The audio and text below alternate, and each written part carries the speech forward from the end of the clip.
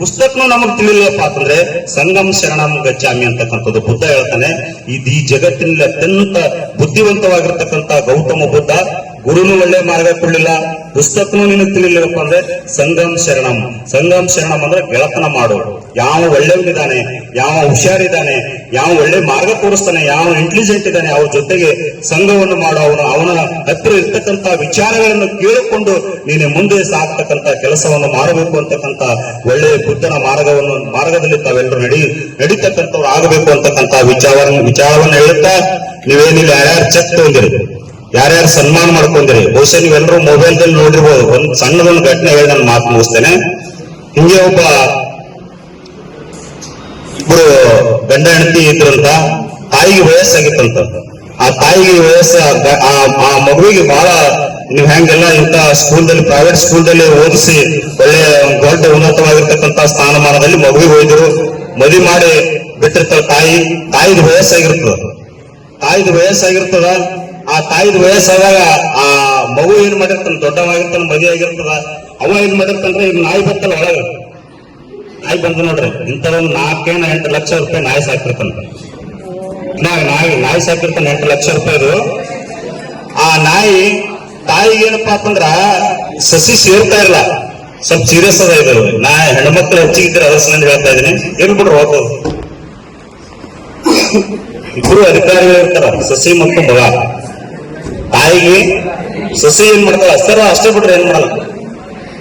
ಸಸಿ ಏನ್ ಮಾಡ್ತಾಳ, ಒಂದು ನಾಯಿ ಇರ್ಬೇಕು, ಇಲ್ಲಿ ನಾಯಿ ಇರ್ಬೇಕು ಒಂದು, ಇಲ್ಲ ಅಂದ್ರೆ ನಿಮ್ ಮಗು ಇರ್ಬೇಕು ಒಂದು. ಯಾರಿಗೆ ಗಂಡಗೆ ಚಾಲೆಂಜ್ ಮಾಡ್ತಾಳ್ರಿ, ಗಂಡಗೆ ಚಾಲೆಂಜ್ ಮಾಡ್ತಾಳ. ಗಂಡ ಏನ್ ಮಾಡ್ತಾನ, ತಾಯಿದು ವಯಸ್ಸಾಗಿರ್ತದ, ಏನ್ ಮಾಡಂತ ತಾಯಿ ಹೋಗಿ ಅನಾಥಾಶ್ರಮದಾಗ ಬಿಡ್ತಾನ. ಯಾರ್ರಿ ಇಲ್ಲೇನ್ ಚೆಕ್ ತೊಂದ್ರಲ್ಲ, ಬುದ್ಧಿವಂತರು ಶಾಣೆ ಇದ್ದಂತ ಮನುಷ್ಯನೇ ಚೆಕ್ ತೊಂದ್ರಲ್ಲ, ಅಂತ ಬುದ್ಧಿವಂತ ಶಾಣೆ ಇದ್ದಂತ ಮನುಷ್ಯ ತಾಯಿ ಹೋಗಿ ಅನಾಥಾಶ್ರಮದಾಗ ಬಿಡ್ತಾನ್ರಿ. ಅನಾಥಾಶ್ರಮದಾಗ ಬಿಟ್ಟ ಮಾಡಕ್ 8 ಲಕ್ಷ ರೂಪಾಯಿ ನಾಯಿ ಕಟ್ಟಿರ್ತಾನಲ್ಲ ಮನ್ಯಾಗ್ರಿ, ಅದು ಮುಂದೆ 8 ದಿನ ನಾಯಿ ಕಳಿತಿರೋದು.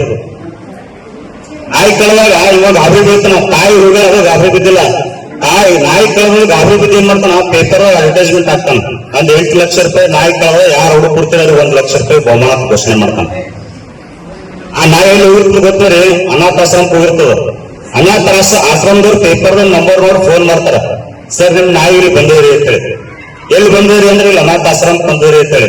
ಆ ತಾಯಿ ಮೂಲಕ ಅದ, ನೀವು ಹೋಗಕ್ ತಯಾರಿಲ್ಲ. ಅದಕ್ಕೆ ನೀವೆಲ್ಲರೂ ಅಂತವ್ರು ಆಗಬಾರ್ದು. ದಯವಿಟ್ಟು ನಿಮ್ಮೊಂದು ರಿಕ್ವೆಸ್ಟ್ ಅದ, ಇತಿಹಾಸವನ್ನು ಮರೆತವನು ಇತಿಹಾಸವನ್ನು ಸೃಷ್ಟಿಸಲಾರೆ ಅಂತಕ್ಕಂಥದ್ದು ಬಾಬಾ ಸಾಹೇಬ್ ಅಂಬೇಡ್ಕರ್ ಏನ್ ಹೇಳೋಣ. ನಮ್ದು ಹಿಂದಿರ್ತಕ್ಕಂಥ ಇತಿಹಾಸವನ್ನು ಯಾವತ್ತೂ ಮರಿಬಾರ್ದು.